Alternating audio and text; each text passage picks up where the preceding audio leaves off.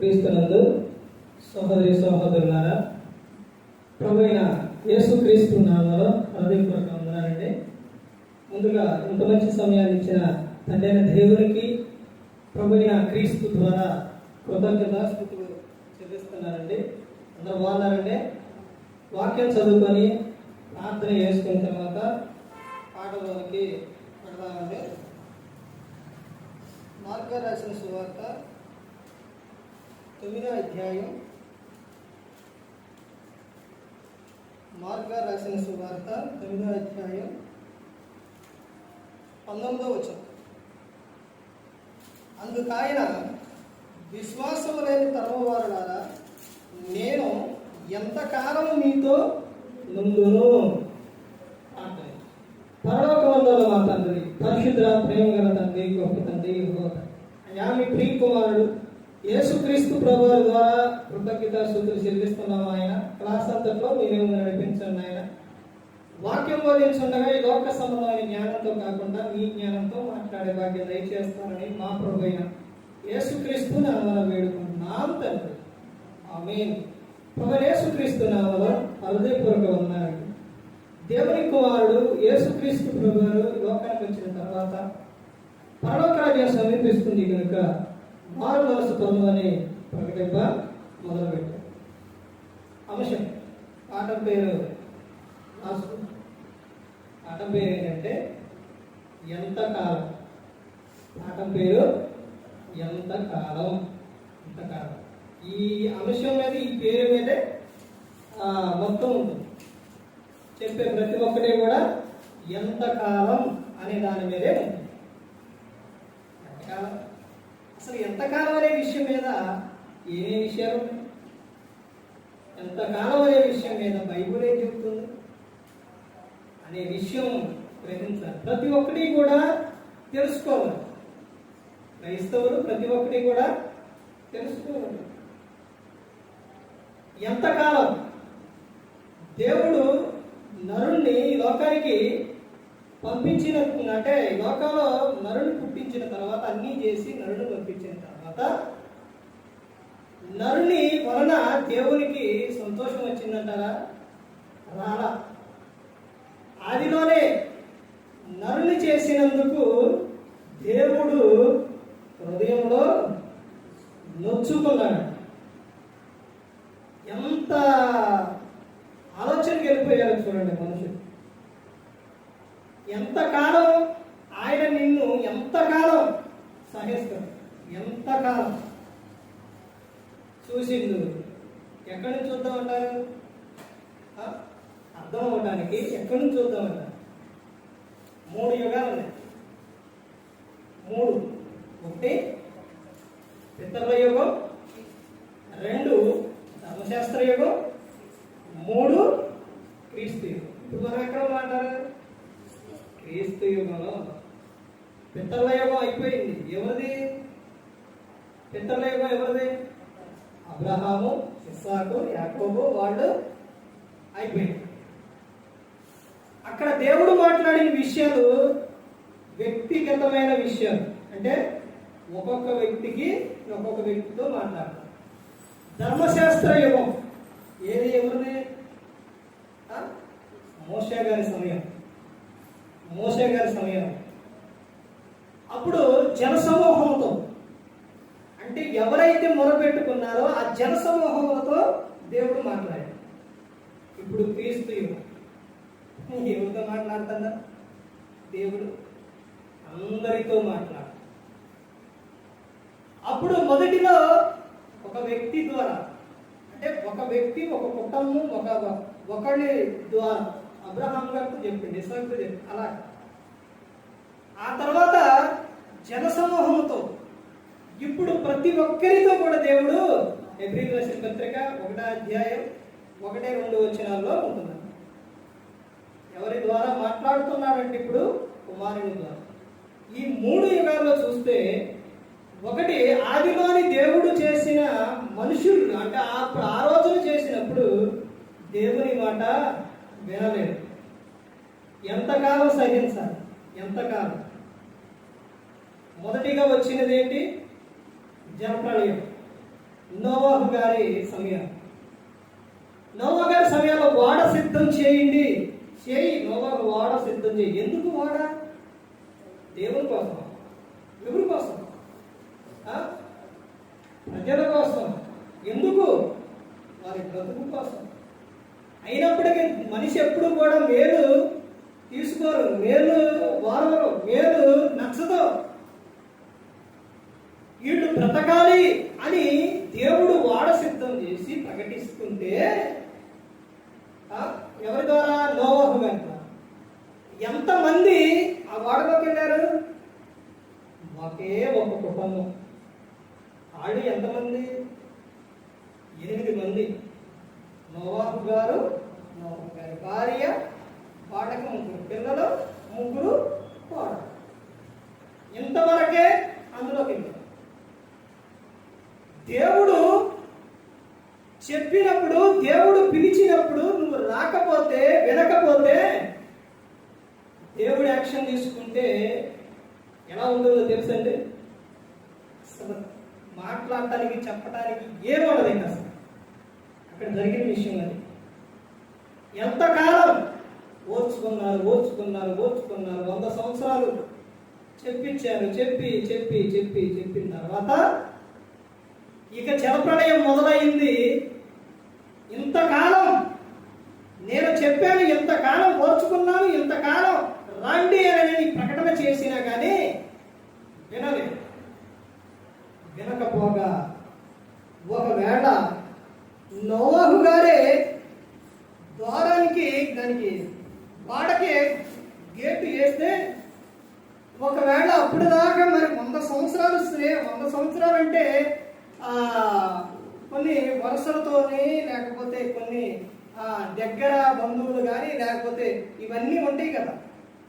ఇవన్నీ ఉండి ఒకవేళ బావ నేను, అన్నయ్య నేను, తమ్ముడు నేను, నేను వచ్చాను, అన్నయ్య నేను అని ఒకవేళ డోరు కొడితే మనసు ఎక్కడ తీస్తామని ఎవరేశారండి? వాడకే డోరు గేట్లని మూత ఎవరేశారు? దేవుడే వేసింది. మనిషికి అవకాశం ఇవ్వదా? దేవుడే వేస్తే వచ్చేసి ఎంత మంది కొట్టినా కానీ తీరా. ఇక ఎంతకాలం చూసింది దేవుడు?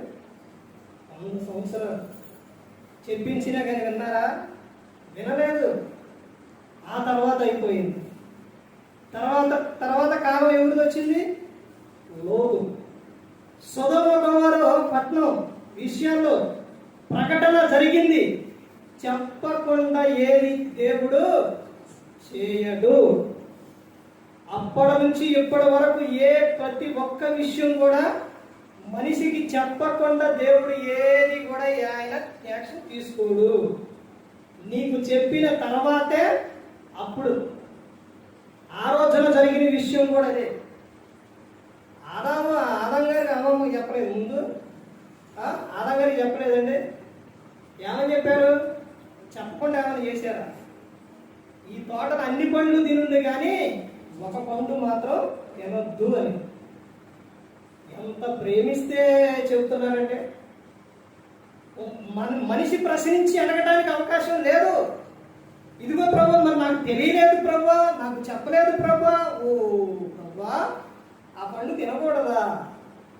అని చెప్పలేదే ప్రభా అనే అవకాశం దేవుడు ఇవ్వడండి. ప్రతి ఒక్కరికి కూడా ముందే చెబుతారు. ఆదిలో జరిగిన విషయం మరణ ఎప్పుడు? చివరిలో మరణ వచ్చింది. ఎప్పుడు అంటే ఈ లోకం విడిచిన తర్వాత భూమి మీద ప్రతి ఒక్కరూ కూడా యేసుక్రీస్తు ప్రభు ఆయన వచ్చినప్పుడు, తర్వాత లేకపోతే ఈ లోకం రాకడ సమయంలో అప్పుడు నువ్వు ప్రశ్నించినా కానీ, అప్పుడు నువ్వు అడిగినా కానీ, అయినా ప్రతి ఒక్కటి కూడా నేను ముందే చెప్పాను, ముందే ప్రకటన చేపించాను. ఎవరి ద్వారా? ప్రతి ఒక్క విషయాల్లో జనం దగ్గరకు ప్రవక్తలను, లేకపోతే దైవజనులను, సేవకులను, వీళ్ళందరినీ దేవుడు పంపిస్తూనే ఉన్నాడు. అప్పటి నుంచి ఇప్పటి వరకు కూడా ఎప్పుడూ విడిచిపెట్టలా. అప్పటి నుంచి పంపిస్తూనే ఉండవు. నోవా గారి సమయంలో చెప్పలేదా?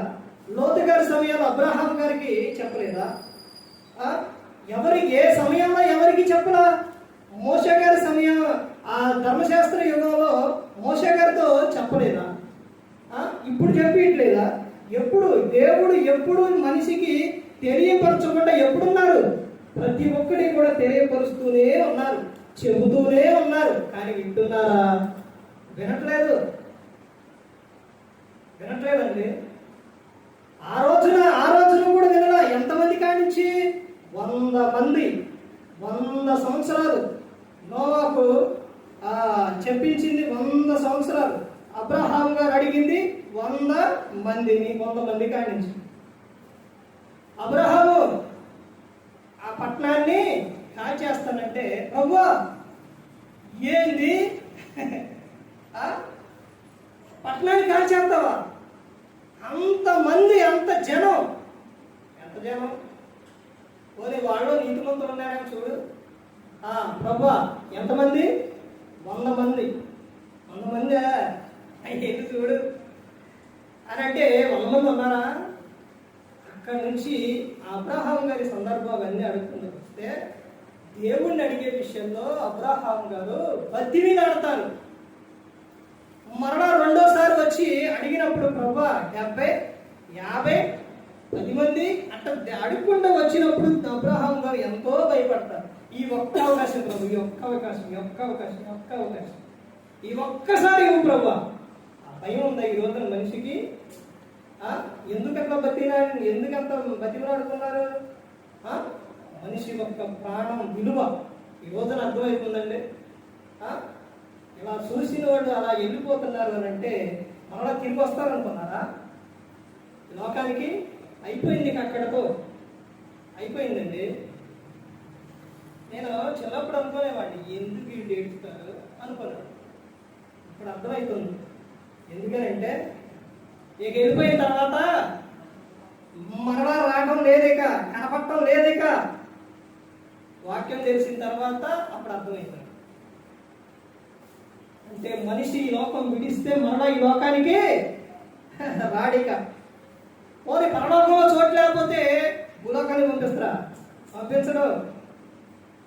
ఒకసారి దేహంలో నుంచి ఆత్మ బయటకు వస్తే అయిపోయిందంటే. ఇది ఎవరికి అర్థమవుతుందా బాధ? ఎవరికి అంటే దేవుని పట్ల విశ్వాసం కలిగిన వారికి, దేవుని పట్ల భయము భక్తి కలిగిన వారికి ఆ బాధ అర్థమవుతుంది. మామూలు వ్యక్తులకు అర్థం అవ్వదు.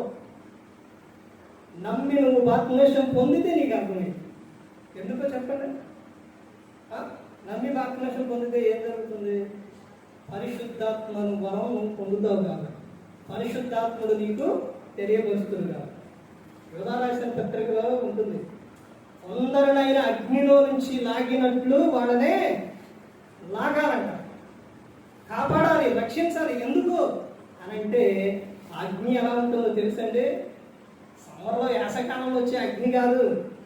అర్థమవుతుందండి. అక్కడ అగ్ని ఆరదు, పురుగు సావదు. అంటే దాని అర్థం ఏంటి? ఏంటండి? అగ్ని ఆరదు, పురుగు సావదంటే అర్థం ఏంటి? మనిషి అందులో కన పడితే అగ్నిలోని ఇక్కడ జరిగే విషయం ఏంటంటే మనిషి పూర్తిగా కాలిపోతుంది. ఆ కాలిపోయేటప్పుడు కూడా ఒక్కడ కాదు, ఆయనకి స్నేహితులు ఉంటారు. ఎవరు? అపవాదికి జాలి, దయ, కరుణ ఏముండదు. నువ్వు చేసిన తప్పును బట్టి నిన్ను, నీ కళ్ళు, కాళ్ళు, ముక్కు మొత్తం, శరీరం మొత్తం పీకటం, కాల్చటం, లేకపోతే భయంకరంగా ఇవన్నీ ఉంటాయి. వీటితో పాటు మనిషి ఒక దేహం ఏమైందంటే కాలిపోయి మొత్తం కాలుతూ ఉంటే ఆ దేహం అంతా, మనిషి మొత్తం అదంతా ఊడిపోయింది. అయిపోయింది అనుకునే సమయంలో మరలా వచ్చి మరలా అవుతుంది. మరలా కావాలనే ఉంది. అదే అగ్ని ఆరదు, పురుగు చాలదు. ఆ అగ్ని ఆరదు, ఆ మనిషి, అందులో పడ్డ మనిషి చాలు. ఎట్టుండిద్ది ఒకసారి ఆలోచించండి. వంట వండేటప్పుడు చిన్న ఏదన్నా సిద్ధి దాని మీద మోది కానీ ఏదన్నా చిన్న గిట్ట తగిలితే ఎలా ఉండిద్ది అంటారు? అగ్గు అనిద్ది. ఏదన్నా ఒక దెబ్బ తగిలితే కాలుకో చేతికో ఎలా ఉండిద్ది? పట్టుకోలేని బాధ. మరి అలాంటిది ఆ అగ్నిలో కాలిపోతూ ఉంటే ఆ నరకంలో ఎలా ఉంటుంది? ఇది క్రైస్తవులకు ఎందుకు అర్థం అవ్వట్లేదండి? క్షణికమైన ఆనందం కోసం, క్షణికమైన ఈ లోకం కోసం, యుగ యుగాలు తరతరాలు ఉండే శాశ్వతమైన ఆనందకరమైన జీవితం పరలోకంలో ఉండడానికి ఆ జీవితాన్ని పోగొట్టుకుంటాం మనిషి. ఎంతకాలం దేవుడు ఆ రోజున కూడా వారి విషయాల్లో కూడా అవకాశాలు ఇచ్చిండు. కానీ వినలేదు. అబ్రహాం అయిపోయింది. అక్కడ ఎవరున్నారు? ప్రతి ఒక్క సందర్భాల్లోని ఎంతో మంది జనం ఉంటే, వేల మంది జనం ఉంటే, ఆ జనంలోని ఆ ప్రజలలోని ఎంతమంది ఉంటున్నారండి? ఎంతమంది ఉంటున్నారు? విశ్వాసం కలిగిన వారు, భక్తి కలిగిన వారు ఎంతమంది ఉంటున్నారు? ఎంతమంది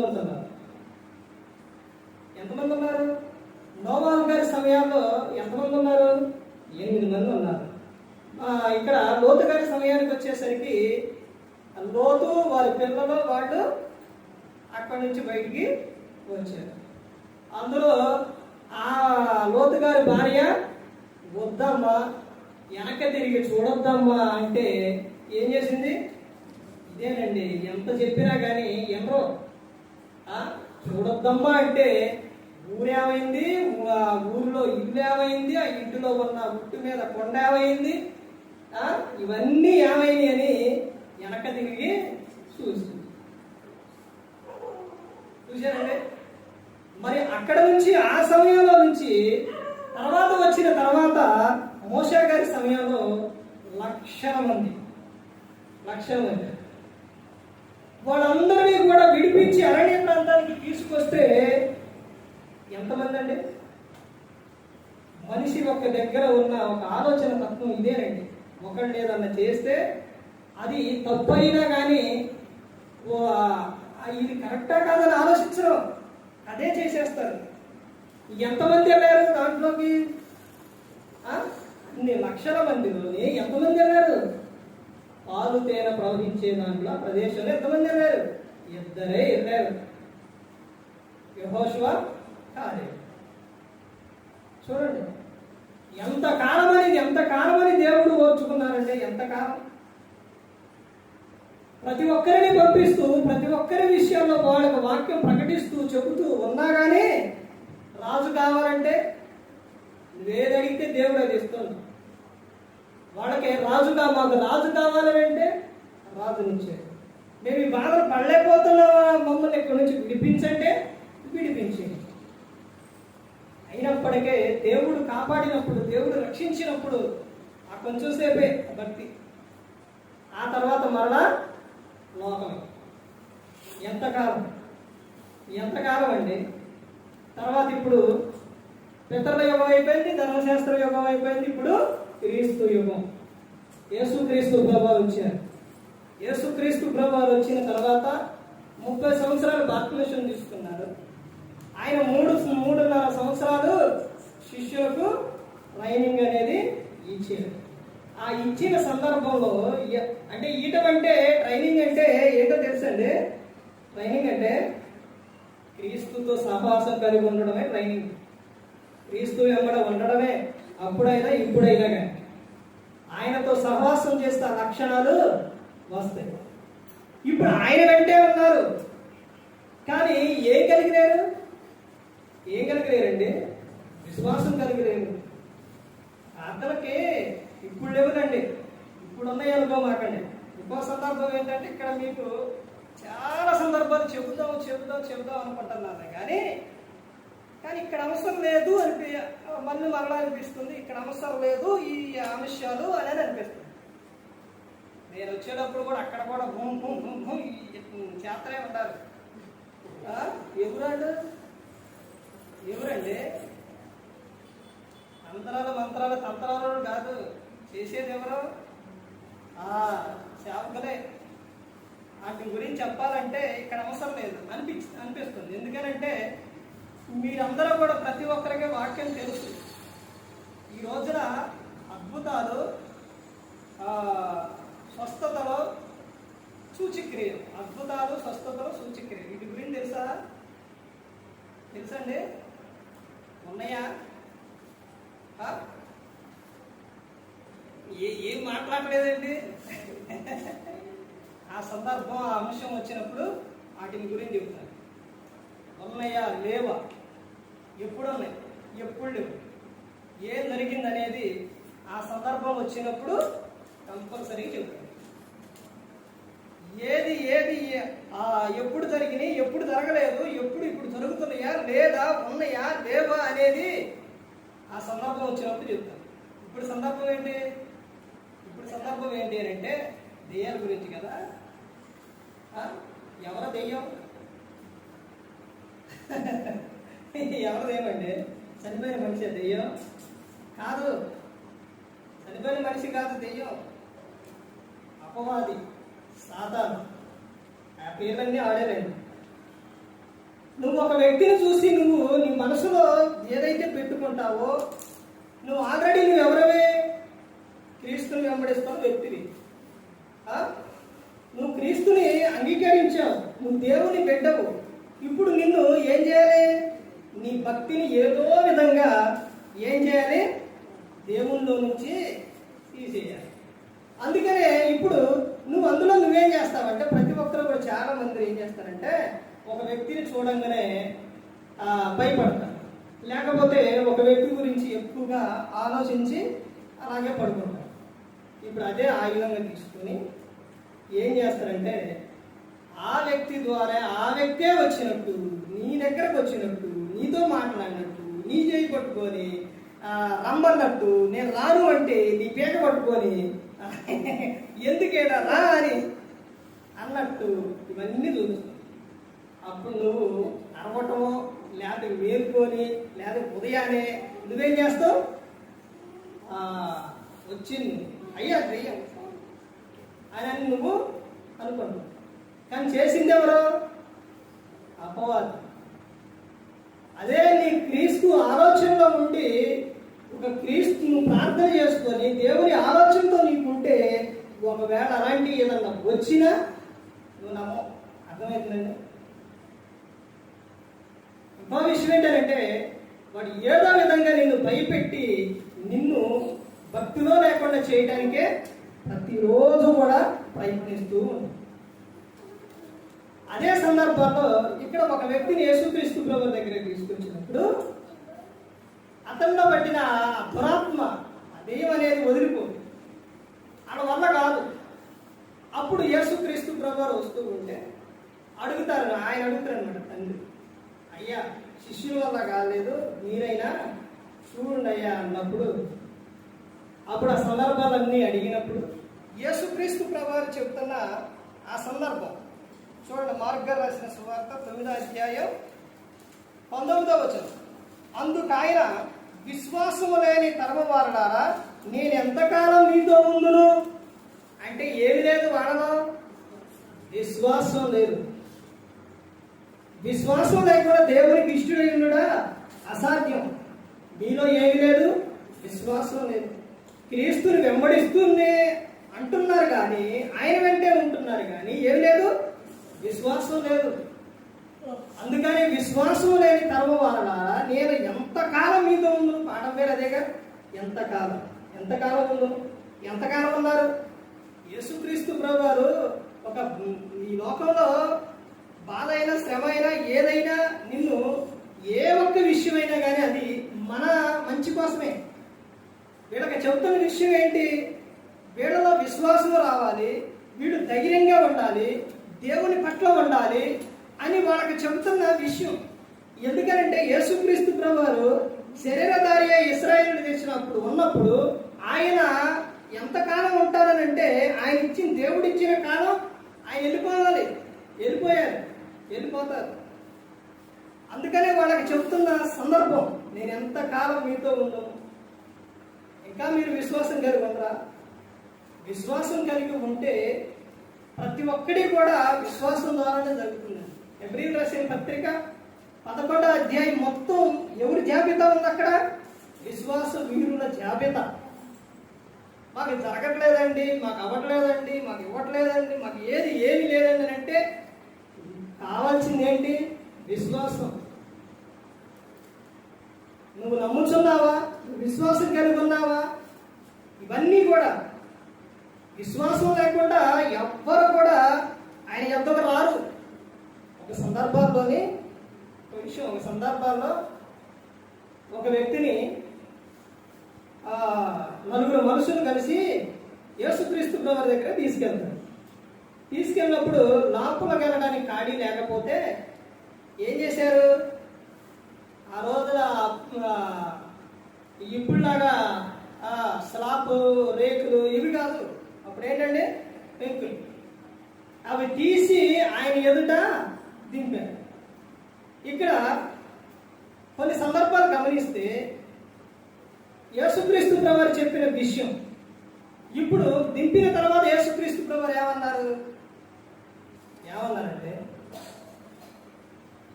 ఎవరిని బట్టి చెప్పారు? తీసుకొచ్చిన వారి విశ్వాసాన్ని చూసి నీ పాపములు క్షమింపబడి ఉన్నవి, లేచి వెళ్ళు అన్నారు. ఎవరి విశ్వాసం? తీసుకొచ్చిన వారి విశ్వాసం. ఇప్పుడు ఆ నలుగురిలో విశ్వాసం లేకపోతే ఎవరిలో ఒక్కళ్ళో లేకపోయినా ఏమంటారు చెప్పండి?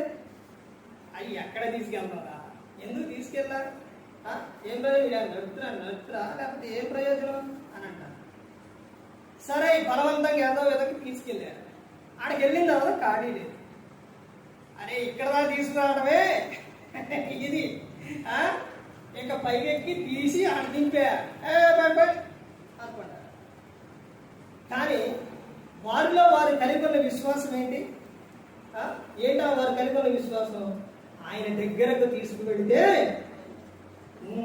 ఈయన లేచి నడుస్తుంది, ఆయన స్వస్థపరుస్తుంది అని విశ్వాసం. అక్కడ తీసుకెళ్ళిన తర్వాత వదిలిపెట్టి ఎందుకు వెళ్ళలేదు వీళ్ళు?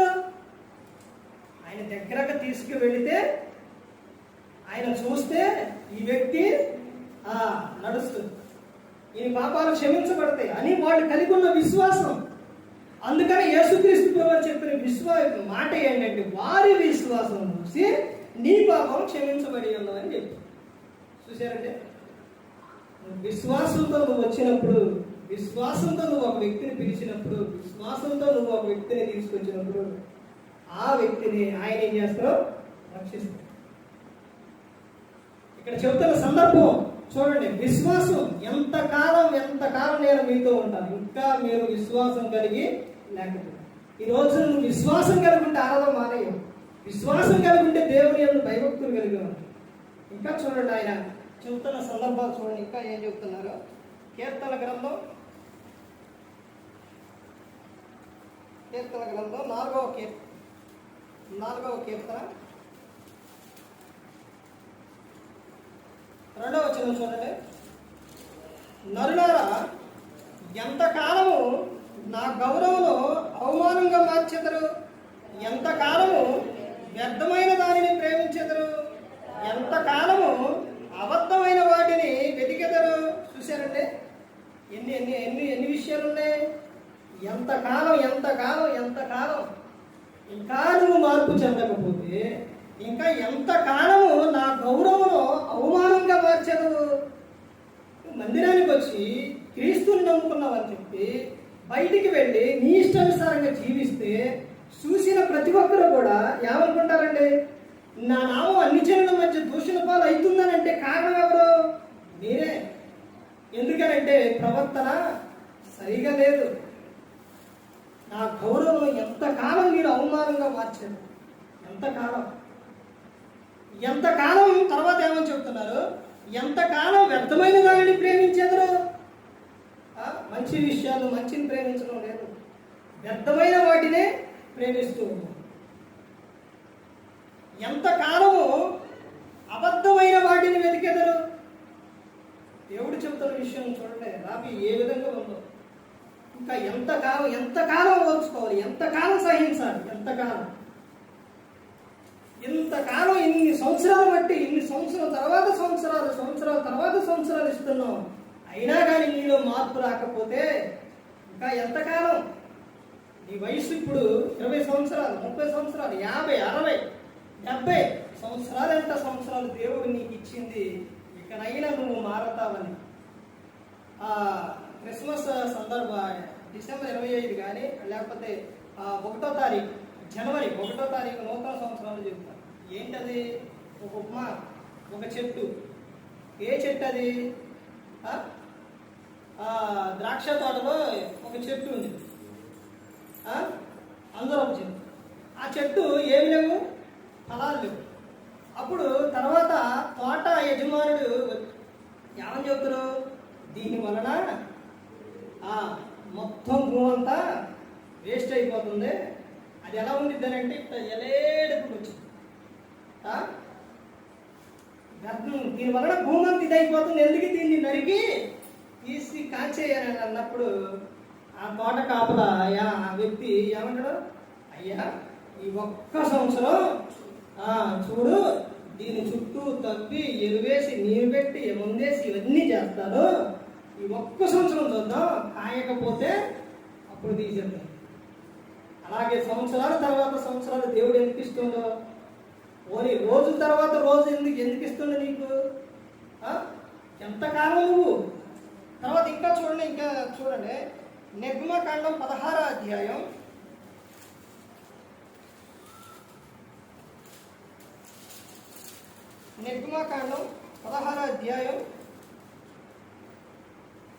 28వ వచనం చూడండి.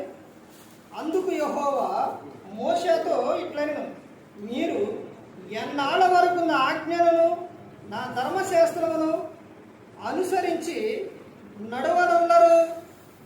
ఏమని చెబుతున్నారు?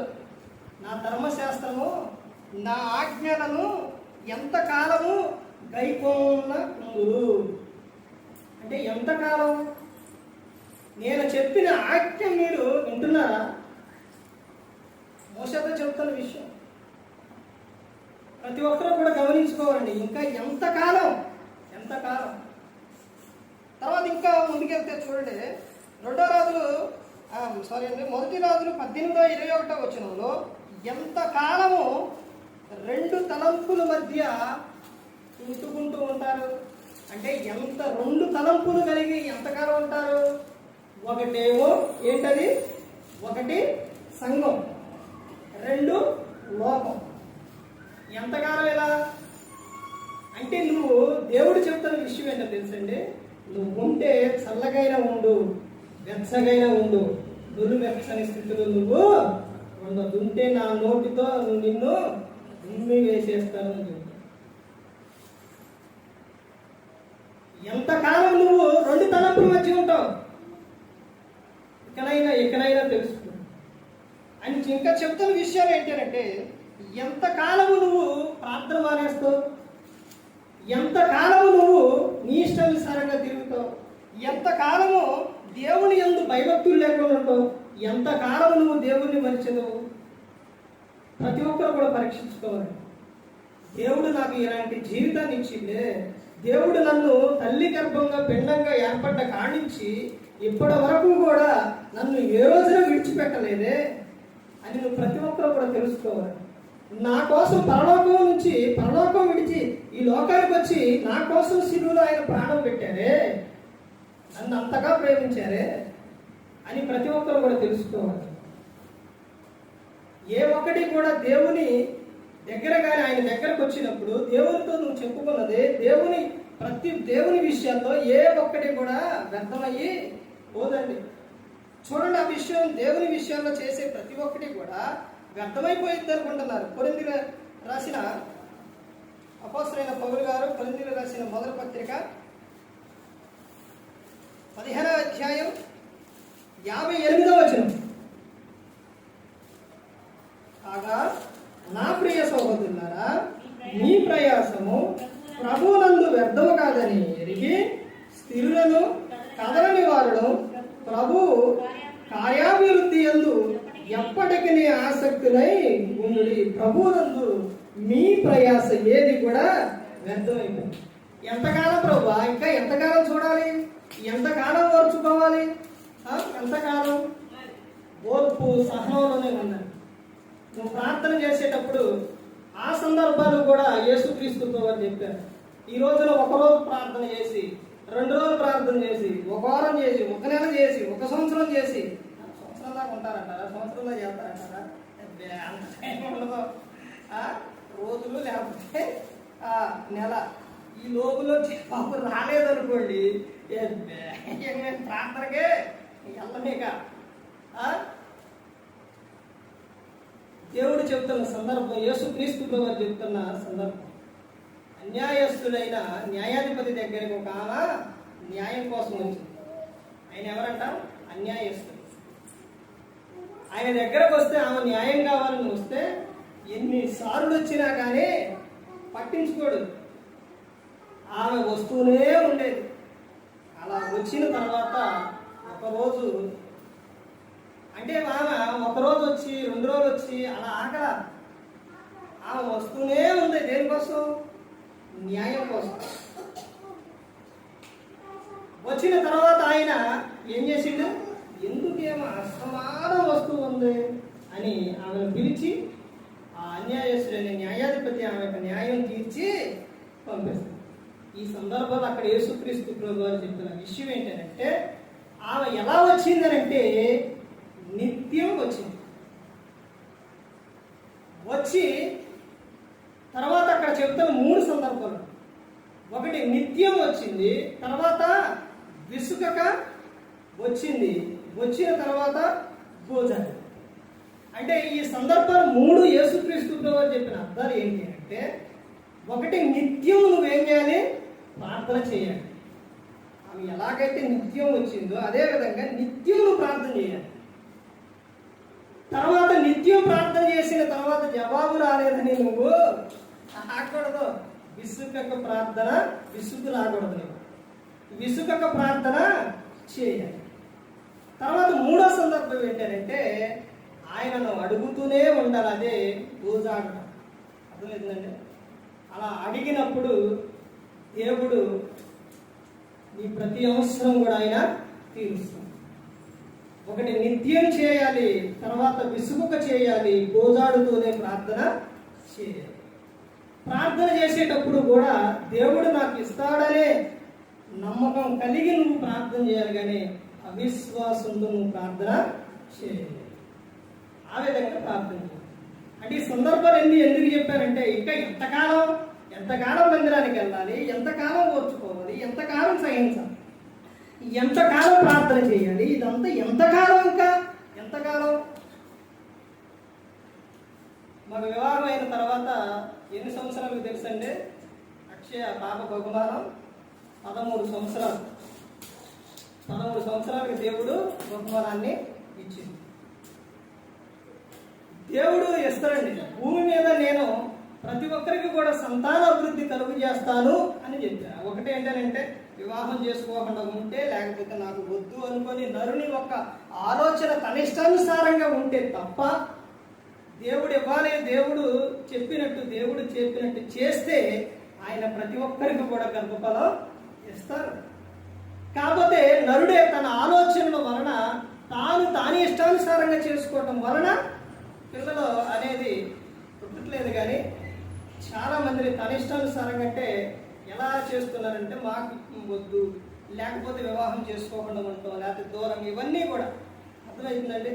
కానీ దేవుడు గ్రంథంలో చెప్పిన విషయం ఏంటంటే, నేను భూమి మీద ప్రతి ఒక్కరిని ఆదిలోనే చెప్పిండండి. ఆదిలోనే ఏం చెప్పిండు? మీరు బహుగా ఫలించి అభివృద్ధి చెందాలి అని చెప్పింది. ఆ విషయమే కీర్తన 128వ కీర్తన ఏమని చెప్తారండి? దేవుడు సంతానాభివృద్ధి ఇవ్వకపోతే కింద వచనాల్లో 6వ వచనంలో నీ పిల్లలను ఎలా చూస్తామని చెప్పారు. ఇవన్నీ కూడా తెలుసుకోరు క్రైస్తవులు. దేవుడు చెప్పే విషయాలు చాలా అద్భుతంగా ఉంటాయి. అవన్నీ కూడా ప్రతి ఒక్కరు కూడా తెలుసుకొని హృదయంలో పెట్టుకొని ప్రతి ఒక్కరు కూడా వాక్యానుసారంగా నడిస్తే జీవితాలు అద్భుతంగా ఉంటాయి. అందుకనే వాక్యం అనేది హృదయంలో ఉండాలండి. వాక్యం అనేది హృదయంలో ఉంటే నువ్వు లోకంలోకి వెళ్ళిపోవు. ఎక్కడున్నా తెలుసండి ఆనందం, సంతోషం. ఇంకా నువ్వు ఎంతకాలం అనుకుంటున్నావు కానీ, నేను ఎంతకాలం ఓర్చుకోవాలి, ఎంతకాలం అని నువ్వు అనుకుంటున్నావు కానీ, దేవుడు చెప్తున్న విషయం, ఇదిగో నేను నీకు వాగ్దానం చేశాను, నీకు చెప్పాను, నేను నీ పట్ల నేను కలిగి ఉన్న తలంపు. ఈ సందర్భాల్లో అబ్రహాం గారికి చెప్పారు, పిల్లలు ఇస్తానని చెప్పారా? ఇచ్చిన తర్వాతే, ఇస్తానని చెప్పిన తర్వాతే ఎన్నో సంవత్సరాలు ఆగారు. తర్వాత దావీదు గారిని నేను ఏం సింహాసనం ఎక్కిస్తాను, రాజును చేస్తాను, సింహాసనం ఎక్కిస్తానని చెప్పారు. ఆ రాజును చేసిన తర్వాత కూడా సింహాసనం ఎక్కడానికి చాలా సంవత్సరాలు పట్టింది. అర్థమైందంటే ఇలా ప్రతి ఒక్కరి విషయంలో కూడా దేవుడు చెప్పినప్పుడు అన్నీ నెరవేర్చాడు. నీ జీవితంలో కూడా అంతే. దేవుడు నీకు చెప్పిన విషయం, ఆ విషయాన్ని దేవుడు మర్చిపోడండి. మామూలు మర్చిపోతామేమో కానీ ఆయన మర్చిపోడు. దేవుడు చెప్పిన ఏ మాట, ఏ ఒక్కటి కూడా నిరంతరమయ్యి పోదు. కానీ అప్పటి వరకు నువ్వు ఆయనతో సహవాసం కలిగి ఉండు, ఆయనతో మాట్లాడుకుంటూనే ఉండు. ఇంకో విషయం ఏంటంటే, ఎందుకు దేవునితో, యేసుక్రీస్తు ప్రభువుతో సహవాసం చేయాలి, దేవునితో ఎందుకు మాట్లాడుకోవాలి అని అంటే, నువ్వు ఒక వ్యక్తితో కానీ ఎవరితోనైనా కానీ మాట్లాడకపోయినా, లేకపోతే ఫోన్ చేసి మాట్లాడకపోయినా, కలిసి కానీ ఎలాంటివి కానీ చేయకపోతే కొన్ని రోజుల పాటు ఎడంగానేది ఉంటే, కనపడకుండా ఉంటే, మాట్లాడుకోకుండా ఉంటే ఆ బంధాలు తెగిపోవడం అంటే అలా ఎక్కువగా ఇదను. అర్థమవుతుందండి. అందుకనే దేవుడు చెప్తున్న విషయం ఏంటి అని అంటే, ఆయన కుమారునితో నువ్వు నిత్యం ఏం చేయాలంటే సహవాసం కలిగి ఉండాలి. దేవునితో నువ్వు ప్రతిదినం కూడా నువ్వు మాట్లాడుకోవాలి, ప్రతిదినం మాట్లాడుకోవాలి. ఎంతకాలం అని అంటే, ఎంతకాలం గాలి పీలుస్తూ ఎంతకాలం ఉంటే అంతకాలం కూడా ఆయనతో మాట్లాడుకుంటూనే ఉంటారు. క్రీస్తు నమ్ముకునేది ఎందుకు అని అంటే, ఒకటి ఈ జీవితకాలం మట్టుమే కాదండి, ఈ జీవితకాలం మట్టుకు కాదు, శాశ్వతమైన కాలం ఉంది, అదే పరలోకం. ఆ లోకం చేరడానికే క్రీస్తుని నమ్ముకుని. క్రైస్తవుల యొక్క గురి ఏంటి అంటే, ఏంట గురి? పరలోకం. అదే గురి. ఏ గురి లేదే కానీ పరలోకం. నేను పరలోకం చేరాలి, పరలోకంలో ఉండాలి. ఎందుకనంటే యుగ యుగాలు తరతరాలు కూడా అక్కడ ఆనందం, సంతోషం అనేది ప్రకటన గ్రంథం చదవండి. అక్కడ మొత్తం తండ్రి అయిన దేవుడు యోహాను గారి చేత అన్ని రాపించారు, పరలోకం ఎలా ఉంటుందో ఏంటో అన్నది మొత్తం. ఒక విషయం, ఇంకోటి విషయం ఏంటంటే, గడిచిపోయిన కాలం మరలా, మెసేజ్ అదే మాట్లాడు, గడిచిపోయిన కాలం మరలా తిరిగి రాదు. ఒక వయసు, పిల్లల చిన్న వయసులో, తర్వాత యవనం, తర్వాత వృద్ధాప్యం, ఇవన్నీ కూడా గడిచిపోయిన తర్వాత మరలా తిరిగి రావాలంటే రావు. ఏ ఒకే రావు. ఈరోజు తారీఖు 8, మరలా రేపు నాకు 8 కావాలనంటే రాదిక సంవత్సరాలు ఏమన్నా. ఒక విషయం ఏంటంటే, ఒక రోజు మనిషి జీవితంలో ఒక రోజు గడిచింది అని అంటే, ఒక రోజు అయిపోయింది అని అంటే సమయం దగ్గర పడుతుందంటే. అందుకని దేవుడు ఇచ్చిన ఈ కాలంలో, ఈ సమయంలో దేవుని నువ్వు స్తుతిస్తూ, మహిమపరుస్తూ, ఆయన కృతజ్ఞతాస్తుతులు చెల్లిస్తూ నిత్యం ఆయన యందు భయభక్తులు కలిగి ఉన్నప్పుడు నీ జీవితం అద్భుతంగా ఉంటుంది, ఆనందంగా ఉంటుంది, కుటుంబం రక్షింపబడుతుంది, తర్వాత పరలోకంలో ఉంటారు. దేవుడు కోరుకున్న ఒక జీవితం ఏంటి అని అంటే, ప్రతి ఒక్కరూ కూడా ఆనందంగా, సంతోషంగా ఉండాలి, తర్వాత నాతోనే ఉండాలని కోరుకుంటాను. కానీ నేను ఇంకా ఎంతకాలం అనుకుంటున్నాను. ప్రతి ఒక్కరూ గమనించుకోవాలి, ప్రతి ఒక్కరూ కూడా తెలుసుకోవాలి, శాశ్వతమైన లోకం ఉంది, పరలోకం. ఇంకా నువ్వు ఇంతకాలం అని నువ్వు దేవుని యొద్దకు రాకుండా, ఆయన యందు భయభక్తులు లేకుండా నువ్వు నీ ఇష్టానుసారంగా జీవిస్తే, ఆయన వస్తే పరిస్థితి ఏంటి? లోకం విడిస్తే పరిస్థితి ఏంటి? ఆయన వచ్చినా, ఈ లోకం విడిచినా చాలా ప్రమాదం. క్రీస్తును నువ్వు సొంత రక్షకులను అంగీకరించుకొని నువ్వు ఆయన యందు భయభక్తులు కలిగి ఉన్నప్పుడు, ఆయన ఎప్పుడు వచ్చినా, నువ్వు ఎప్పుడు లోకం విడిచినా ఆనందంగా, సంతోషంగా ఉంటావు. విషయం ఏంటంటే, ఇద్దరు వ్యక్తులు కొన్ని నిమిషాలకి, ఇది ఎప్పుడో ఒకసారి విన్నానండి. కొన్ని నిమిషాల క్రితం కొన్ని నిమిషాల క్రితం చనిపోతారని డాక్టర్ కొంతమంది చెబుతారు, ఇతను తీసుకెళ్ళిపోండి, ఇక లాభం లేదని చెబుతుంటారు. అలా సందర్భంలోని ఇద్దరు వ్యక్తులు, ఒకళ్ళు దేవుణ్ణి క్రీస్తుని అంగీకరించిన వ్యక్తి, ఒక వ్యక్తి అంగీకరించని వ్యక్తి, వీళ్ళిద్దరిని అట్టొకళ్ళు పెట్టారు. వాళ్ళకి మొత్తం గాజు ఇవి పెట్టేసి, వాళ్ళకి యాక్ట్ పెట్టేసి, బాక్సులు పెట్టేసి, వీళ్ళు కొన్ని నిమిషాల్లో చనిపోతారు అని వాళ్ళకి విషయం ఇవన్నీ పెట్టేసి చూస్తూ ఉన్నారంట. చూస్తూ ఉంటే క్రీస్తుని అంగీకరించని ఆ వ్యక్తి, ఎక్కడ నేను ఇప్పుడు చనిపోతే ఎక్కడికి వెళ్తాను, ఏంటి నా పరిస్థితి ఏంటి అని ఆలోచిస్తూ భయపడుతూ ఉన్నాడు. ఆయన ఆ భయపడుతూ ఉంటే బాగా ఆవేశం ఇవన్నీ కూడా వచ్చేస్తాను. ఆ పరిస్థితి ఇప్పుడు నేను ఎక్కడికి వెళ్ళిపోతాను ఏంటి అని. ఆ తర్వాత ఇంకొక వ్యక్తి, క్రీస్తుని నమ్ముకున్న వ్యక్తి ప్రశాంతంగా ఉన్నాడు. ఎందుకనంటే, నేను ఈ లోకం విడిస్తే నాకు నా ప్రభు ఉండో, నేను ఆయనతో పాటు ఉంటాను, నాకెందుకు చింత, నాకెందుకు భయం, నాకెందుకు దిగులని ఆయన ప్రశాంతంగా ఉన్నాడు. చూశారండి?